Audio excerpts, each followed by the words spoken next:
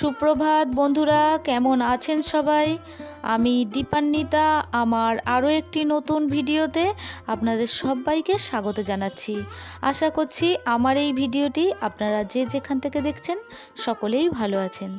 আমরাও সকলে খুব ভালো আছি। তো ছাদ বাগান থেকে কিছু ফুল ছিল, সেগুলো তুলে এনেছি। আর এইগুলো কিনে এনেছিলাম জানেন, কিন্তু কিনে আনলে কি হবে, আমার এই দোষে কিছু কিছু ফুল নষ্ট হয়ে গেছে। আমি মানে বাজার থেকে কিনে এনে প্যাকেটের মধ্যে বেঁধে রেখেছিলাম।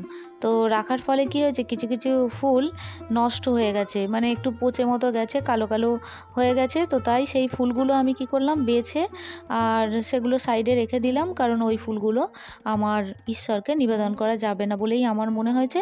তাই সেগুলো আমি একটু সাইডে রেখে দিলাম। আবার সেইগুলো শুকনো করে জানেন আমি ধূপ বানাবো, মানে যখন ধূপটা আমি রেডি করব আপনাদের সঙ্গেও ওই ভিডিওটি শেয়ার করব।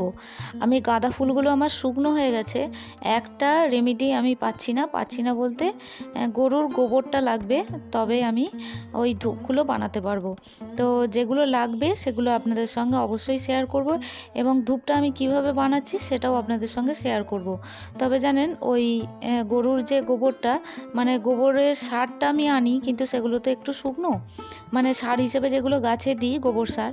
তো আমার যে গোবরটা, নরম গোবরটাই লাগবে ধূপটা রেডি করার জন্য। তো সেটা পাচ্ছি না বলে তো আমি করতেও পারছি না, মানে রেডি করতে পারছি না। তো যাই হোক, এরপরে আমি আরতির প্লেটটা রেডি করলাম, আর ঘটের মধ্যে জল নিয়ে নিচ্ছি, আর ঠাকুরের প্রসাদী হিসেবে যেগুলো দেব সেগুলোও রেডি করে নেব। তবে আমার আগের ভিডিওতে আপনারা সকলেই কমেন্ট করেছেন, আমার খুব ভালো লেগেছে, এবং এইভাবেই মাঝে মধ্যে আপনারা কমেন্ট করবেন। আমার খুব ভালো লাগে আপনাদের কমেন্ট পেতে এবং পড়তে। তো যাই হোক, এবারে আমি সমস্ত কিছু রেডি করে নিচ্ছি। নেওয়ার পরে আমি পুজোয় বসবো। প্রতিদিনকার মতোই আমি আগে প্রথমে সমস্ত কিছু রেডি করে নিই। তবে প্রথমে আমি কি করি জানেন, সমস্ত বাসি ফুলগুলো সকালে উঠেই বাসি ফুলগুলো আগে ফেলে দিই। তো তারপরে বেদিটা পরিষ্কার করি। তবে এই ভিডিওটা আমার ক্যাপচার করা হয়নি, তবে চেষ্টা করব পরবর্তীকালে যদি ভিডিও দিই, মানে পরবর্তী ভিডিওতে যদি শেয়ার করি কিভাবে আমার বেদিটা পরিষ্কার পরিচ্ছন্ন করে তারপরে আমি পুজোর সমস্ত কিছু রেডি করি, সেই ভিডিওটা আপনাদের সামনে তুলে ধরার চেষ্টা করব। কারণ এইভাবে ভিডিও আমি কখনোই শেয়ার করি না, যে প্রথমে উঠলাম, সকালবেলা উঠে যেভাবে বেদিটা পরিষ্কার করি, বাসি ফুলগুলো ফেলি, সেগুলো আর আপনাদের সঙ্গে দেখানো হয় না। তো যাই হোক, আমি যেহেতু পুজোর ভিডিও শেয়ার করি, তাই আমার ইচ্ছা হয় পুজোর যা কিছু করি সেগুলোই আপনাদের সঙ্গে শেয়ার করার এবং আপনাদের সামনে তুলে ধরার। তো এই মুহূর্তে যারা আমার ভিডিওটি দেখছেন, ভিডিওটি কেমন লাগছে তা অবশ্যই জানাবেন। আর ভিডিওর কোনো কিছু অংশ যদি আপনাদের ভালো লেগে থাকে তাহলে চ্যানেলটি সাবস্ক্রাইব করে পাশে থাকতে পারেন। অলরেডি যারা আমার এই চ্যানেলটি সাবস্ক্রাইব করছেন বা করে রেখেছেন তাদের জন্য জানাই অসংখ্য ধন্যবাদ এবং অনেক ভালোবাসা।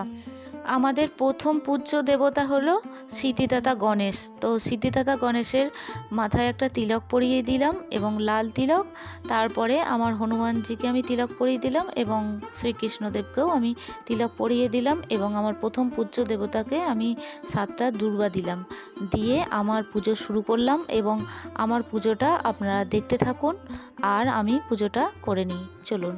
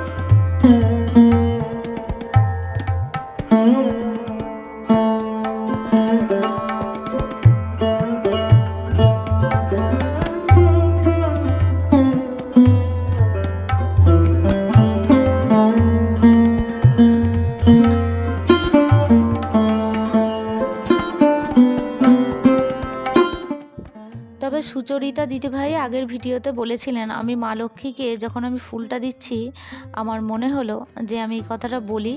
তো দিদিভাই আপনি বলেছেন যে লক্ষ্মীর ঘটে যেন আমি আম পাতা বা আম্রপল্লব দিয়ে যে আমসর হয় ওটা যেন দিই। তবে দিদিভাই জানেন আমি চেষ্টা করি দেওয়ার, কিন্তু যেহেতু আমার আশেপাশে গাছপালা নেই, তো আমি আপনার কথাটা আপনি আগেও আমাকে একবার বলেছিলেন, তো আমার সেটা মাথায় আছে। তো আমি একটা নার্সারি থেকে আম গাছ কিনে এনেছিলাম, যেহেতু আমি সবসময় বাজারে বেরোতে পারি না, তো তাই গাছটা বসিয়েছিলাম, কিন্তু গাছটার কিছু বাড়বৃদ্ধি নেই। বিশেষ করে আম গাছ আর বেল গাছ লাগিয়েছিলাম। বেলপাতা যেহেতু পাই না সব সময়, আর ফুলের দোকানে গেলে সে দিতেই চায় না, যেহেতু ওই একটা দুটো দেবে, তো সেক্ষেত্রে আমার সেটা কোনো রকম কাজেই লাগবে না। প্রতিটা ঠাকুরকেই বেলপাতা তো দিতে হয়, তো দিতে ইচ্ছাও করে, তো পাই না। তো দুটো গাছই আমি নার্সারি থেকে এনে লাগিয়েছিলাম, কিন্তু বাড়বৃদ্ধি তো নেই এবং নতুন করে পাতাও গজাচ্ছে না। উপরন্তু আমি যেমন সার দিই, আমি ছাদ বাগান তো করেছি, আমার সার এনপিকে 10-26-26 এবং সর্ষের খোল পচা মোটামুটি সমস্ত কিছু যেভাবে দিতে হয় সেইগুলো দিয়েছি, কিন্তু তাতেও দেখলাম গাছটার কোনো রকম বাড়বৃদ্ধি নেই। তবে এবছরে জানেন দিদি, একটা সুন্দর ব্যাপার হচ্ছে যে আমার ছাদ বাগানে আমার ওই আম গাছে মুকুল এসছে। তো ছোট গাছ মুকুল এসছে, আমি জানি না আম হবে কি না। এবার প্রতিটা গাছেই এখন এতটাই মুকুল এসেছে, মানে যখন রাস্তা দিয়ে হাঁটি তখন দেখতে পাই, তো যার ফলে এখন আমসর সেইভাবে পাই না। তবে আমি এটা মাথায় রাখবো যে এবার থেকে আম্রপল্লব দোকান থেকে কিনে এনে মানে মা লক্ষ্মীর ঘটে দেওয়ার। তো অসংখ্য ধন্যবাদ জানাই দিদিভাই আপনাকে। আপনি এইভাবেই মাঝে মধ্যে কমেন্ট করবেন, আমার খুব ভালো লাগবে। এর পরের কমেন্টটি হলো জ্যোতির, মিষ্টি একটি বোন। তো আমাকে লিখেছো যে আমার পুজোর ভিডিও খুব ভালো হয়েছে, এবং আমি আগের ভিডিওতে জানিয়েছিলাম ভাই বোনের সম্পর্ক নিয়ে একটু বলেছিলাম। তবে জানো জ্যোতি, সত্যি কারো কারো সম্পর্ক সত্যিই খারাপ হয়, কারো কারো সম্পর্ক খুবই ভালো হয়। যেমন আমার ভাই বিয়ে হয়ে গেছে আজ 8 বছর মতো হলো, কারণ আমার মা যেহেতু মারা যায়, তো যার ফলে ভাইকে ছোট বয়সেই, মানে ঠিকঠাক বয়সে ওকে বিয়ে দেওয়া হয়নি, মানে পড়াশোনা চলাকালীনই তখন 18 পূর্ণ হয়েছে, তার পরে পরেই যেহেতু বাপের বাড়িতে ব্যবসা আছে, তো তাই ভাইকে বিয়ে দিয়ে দেওয়া হয়। কারণ মা না থাকার ফলে বাড়িতে আর কেউ নেই, বাপি আর ভাই, ফলে বিয়ে দিতেই হয়, মানে একরকম বাধ্য হয়ে। তো আমার ভাই এমনই একজন ছেলে যে যখনই তাকে খবর দেয়া হয়, বা কখনো হয়তো খবরও দিলাম না, কারোর কাছে শুনলো যে আমাদের শরীর খারাপ, তো সঙ্গে সঙ্গে এসে হাজির হয়ে যায়, এবং ছোটোবেলার মতো বায়না। তো এই যে মিষ্টি সম্পর্কটা যদি সবার থাকে না, বেশ দেখতে ভালো লাগে। তো সবার মধ্যে এই সম্পর্কগুলো তো অটুট হয় না। সেই প্রসঙ্গেই তুমি বলেছিলে যে দিদিভাই সবার ক্ষেত্রে এটা সমান হয় না। তো তুমি ঠিকই বলেছো গো, আমার ভাইটি একদম অন্যরকম, এবং এতদিন বিয়ে হয়ে গেছে একইভাবে সেই ছোটোবেলার মতো সম্পর্ক আজও একই রকম আছে। তো এইভাবেই যেন সারা জীবন একসাথে থাকতে পারি।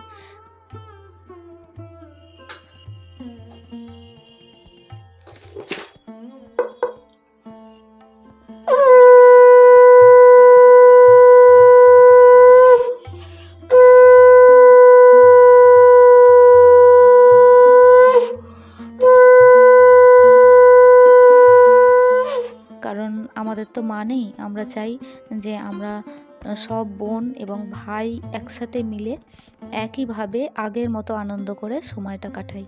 তবে কি বলো তো, আগের মতো তো আর সময় কাটানো হয় না, সবাই সবার সংসার নিয়ে ব্যস্ত। জীবনে এইভাবেই এগিয়ে যেতে হবে। তো যদি তুমি আমার অনেক ভালোবাসা নিও, এবং অনেক আদর জানাচ্ছি ভিডিওর মাধ্যমে, এবং আজকের ভিডিওটি কথা বলতে বলতে কখন যে শেষ হয়ে গেছে তা বুঝতেই পারিনি। তো আজকের ভিডিওটি এই পর্যন্তই রাখছি, দেখা হচ্ছে আপনাদের সঙ্গে পরবর্তী ভিডিওতে। ততক্ষণের জন্য আপনারা সবাই ভালো থাকবেন, সুস্থ থাকবেন, আর ভিডিওটি ভালো লাগলে একটা লাইক করে দেবেন।